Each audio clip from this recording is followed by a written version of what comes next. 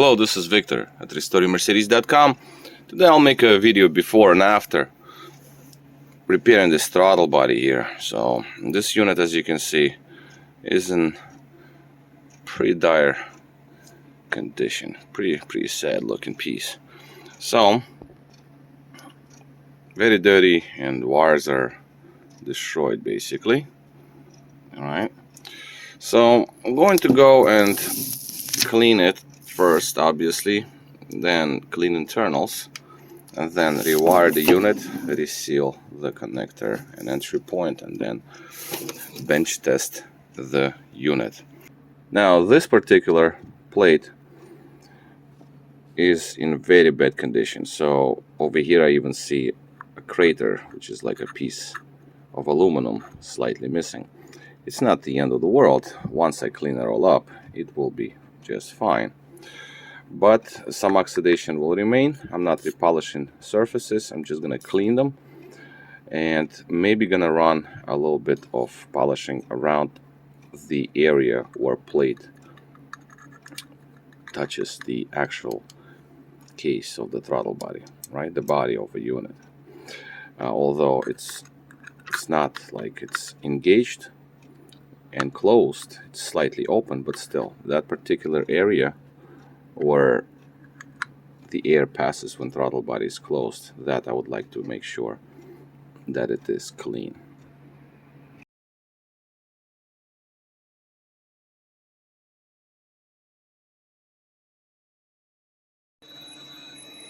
Alright, so throttle body is finished, repaired, and now we're going to look at the final result along with bench test live readings from the unit, internals, electronics, if you will. Okay, so it's been sitting on a bench in this matter. Slight squeaking is no big deal. That's just a return spring. Most of them do that. It's not a big deal at all. I do not want to spray lubricant there because it will splash around. That will not be really good for the internals. You only put grease where it has to go, but not on that. So this is what it looks like after a cleanup. Now,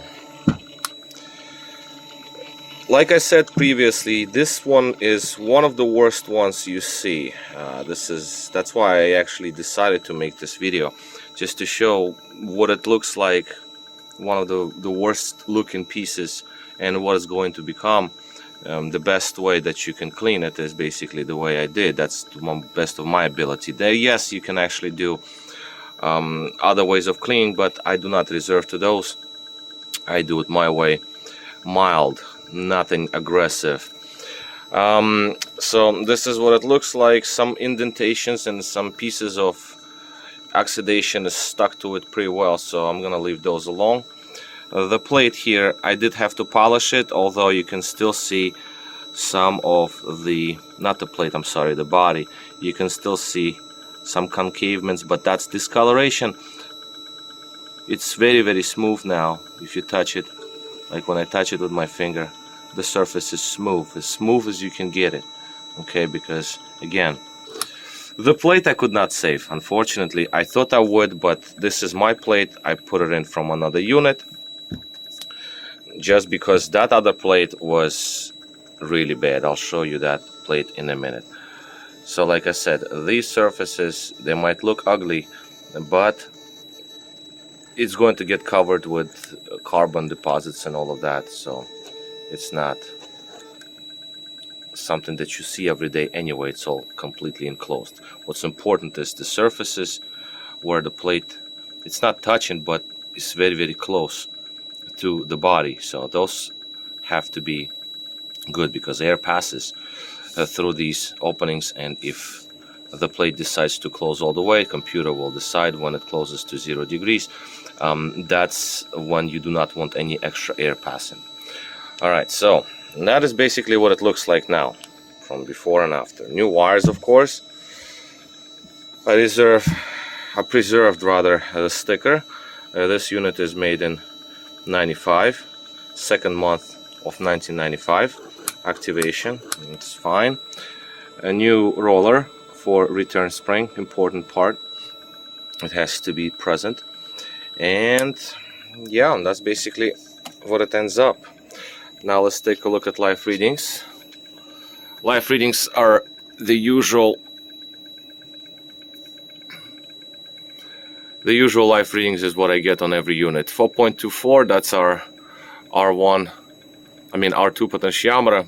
This one varies from throttle to throttle. This one shows 0.45.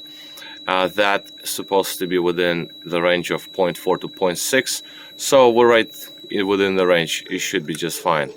So when we open it fully, my control module allows me to open throttle body fully. Readings follow, and that's what's important. That's what we need to see. Micro switches jumping left, right, that is normal. It's just a software limitation. That's what it does. They always keep jumping around, but nonetheless, that does not bother me. It's just because it's been doing this for decades that I've been working on these things, so it doesn't matter. So as we can see, the voltages, that's what's important. We have to make sure our voltages follow when throttle opens.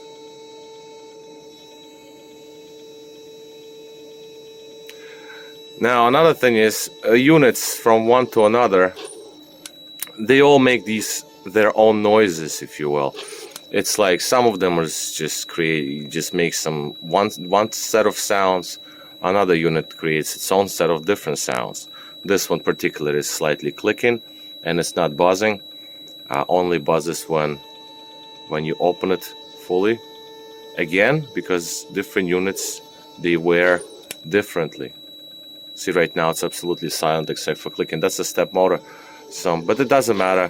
Like I said, from one unit to another, there are some slight differences. So basically that's going to be all for me. This unit is ready to go. I'm going to leave it on the bench, and once it's all heated up, I'm gonna check the distances.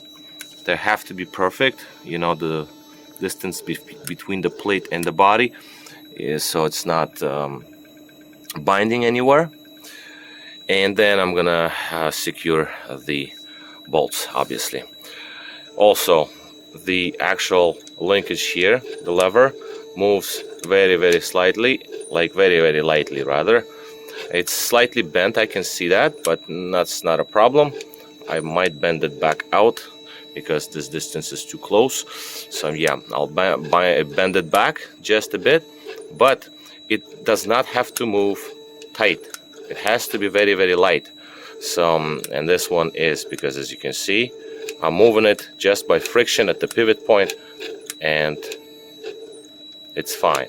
It's being moved by linkages, so it's like way more force, and the return spring is very tight to bring it back. But if I can move it right here, right at the shaft, so hey, this is perfectly fine to me. All right, so yeah, that's gonna be basically all for this video. Again, this is one of the bad conditioned ones, like the outside. Inside it was fine, on the outside it was just like neglected, but as you can see, it cleaned off quite decently. I do not paint them, I just leave them in original shapes as they should be. That's the color, basically what you find these throttles to be. Yes, some newer ones will look a little shinier, some older ones will look a little darker, but it is what it is. It's all good. And I got my fatal error. That's great. All right, at least I made the video to show the readings. That's important. Okay, so this is all for me. This is Victor at RestoreYourMercedes.com, and thank you for watching.